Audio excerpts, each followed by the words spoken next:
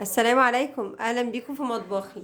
النهارده بقى بعيدا عن الوصفات او الاكل، جايه لكم النهارده بوصفه رهيبه. بما اننا في الصيف وموسم جديد، ولاني مش من محبين الصيف فجايه لكم النهارده بوصفه حلوه قوي هتريحك في المطبخ من الهاموش. الهاموش مشكله ناس كتير، وانا كنت واحده منهم لغايه ما اكتشفت الوصفه الرهيبه دي. هترحمك من اي هاموش في البيت، بسبب مثلا جبنه موز ونسينا مثلا على السفره، سوري باسكت بقى، آم، عامل نظافه ما جاش في يومها خد منك الباسكت، كل الكلام ده كله بيلم عندنا هاموش بالذات في الصيف. او مثلا لو المطبخ عندك زي مثلا ما فيهوش شمس او مش بيدخله شمس، لانه بيبقى معظم المطابخ بتاعتنا بتبقى داخلي من جوه. فالوصفة سهلة، مكوناتها في كل بيت عشان ما اطولش عليكم.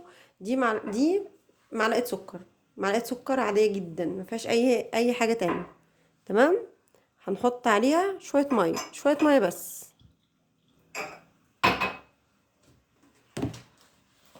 سوري. تمام. شوية خل ابيض، شوية خل ابيض عاديين خالص.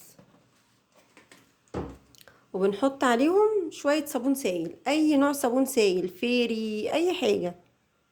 وبتقلبيهم يبقى ميه عليهم، هنقول مثلا معلقتين من الخل، معلقه سكر، وما تستخسريش السكر في الهاموش هيريحك خالص. ومعلقتين من الصابون السائل، وتقلبيهم بس. تحطيهم بقى عندك في الحمام، تحطيهم عندك في المطبخ، المكان اللي عندك فيه بيكون هاموش، حطيها وسيبيها تاني يوم.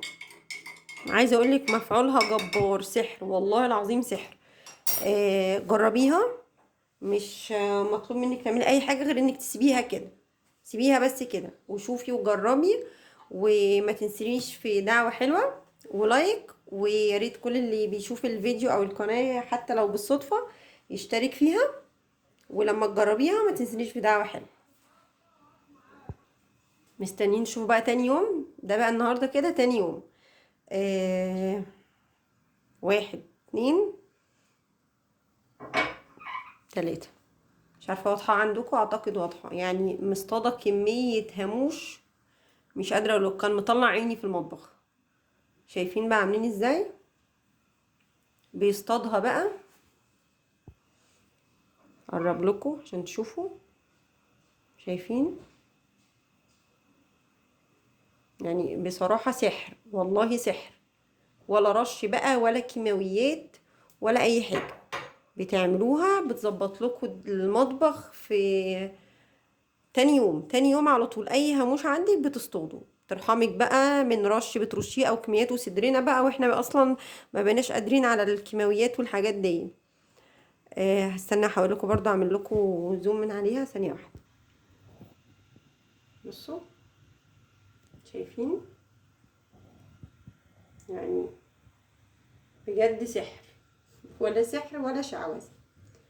لو وصلتي معايا لغايه هنا شكرا جدا، دمتم في رعايه الله. باي باي.